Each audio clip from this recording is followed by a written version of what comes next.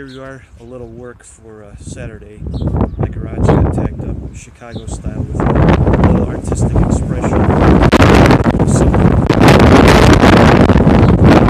Now the city actually has a graffiti. You can just call a number, they'll come and either use their pressure washer and spray it off, or just cover up the problem and spray a whole new color over it. But because this occurs frequent enough, I bought myself a 1800 psi pressure washer. It's kind of useful for cleaning other stuff too. So I'm going to give it a go and just record a little bit. It's kind of, unfortunately, you need the maximum stream. You can see I already got started over here. You can't, spread out the stream too much, otherwise it's just not effective. It doesn't give you enough pressure to take anything off. And I don't know, I think this is at least 1 night old, I hope.